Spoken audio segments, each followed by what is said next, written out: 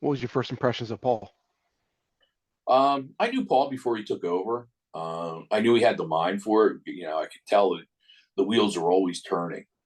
Um, Unfortunately, I didn't know he didn't have the mind for the business end of it, the money end of it, but he definitely had the mind for the business. And I think we were lucky with the bookers that we did have in ECW. Um, Even with Larry Winters, who was really the first booker, between with him and Todd working together, and then when they were ready to move on to TV, Todd went with Eddie Gilbert, someone with more TV experience.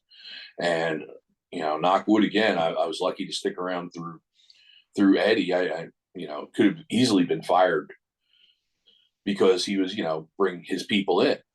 Sure, Any of booker would. course, of course. And luckily, I was friendly with Paul before he took over, so I knew I was pretty safe to stick around. Any good Eddie Gilbert stories? Not really, no. Um, no, I really can't think of any. I worked a great match with him and Kevin Sullivan. Mm. Uh, and go. I mentioned Pine Hill earlier. That was where that was. That was a great match. Any Kevin Yeah, Sullivan stories? I got to tell you, Kevin. Kevin was one who got me and Crowbar booked in WCW to do TV.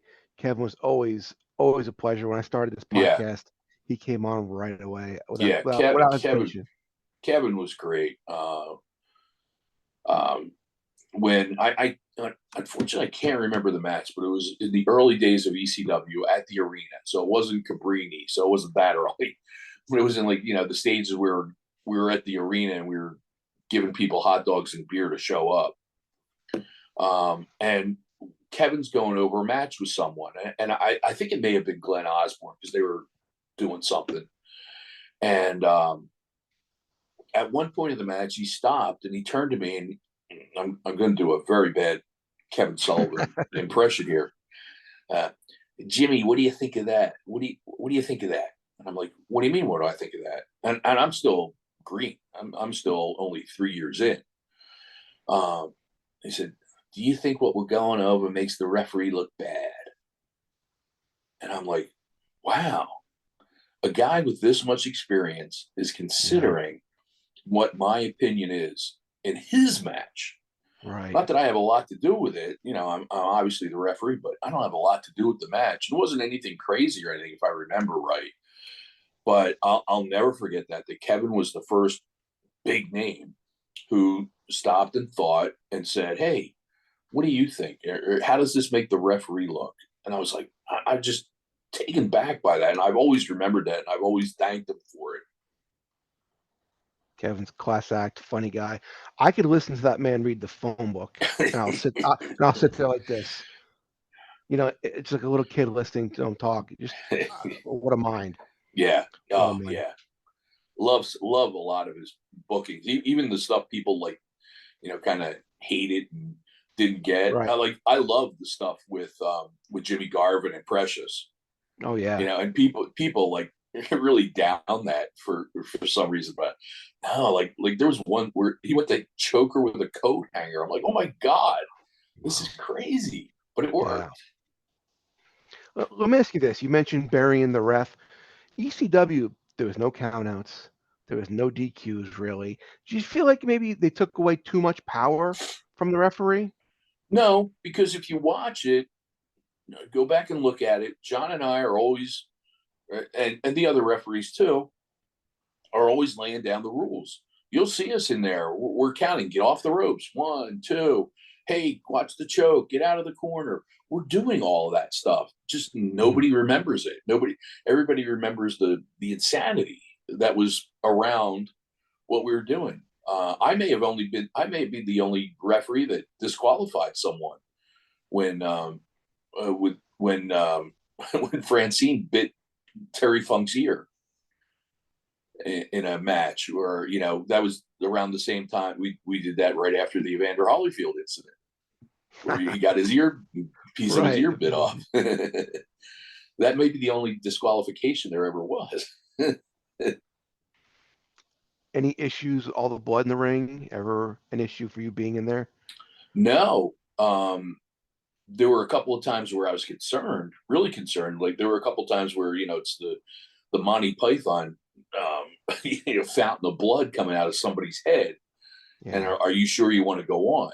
And, I would always make sure that whether they liked me or not. I don't think anybody really disliked me, but always made sure everyone was safe. If I had a problem with them or not, always made sure they were safe. Did anybody there ever ask you to do anything that you weren't comfortable doing? A bump, a match, a stipulation, anything like that? Um, there may have been some bumps, and only because I'm like the world's worst bumper. I'm short, fat, and squat, and I'm like an anchor, like Guido. Like Guido's an anchor. I'm busting his balls. But no, if I would turn things down because I felt that it would make them look bad, because I know my bumping limits, and really, as a referee bumping, I don't like referees who bump too professionally looking. Right.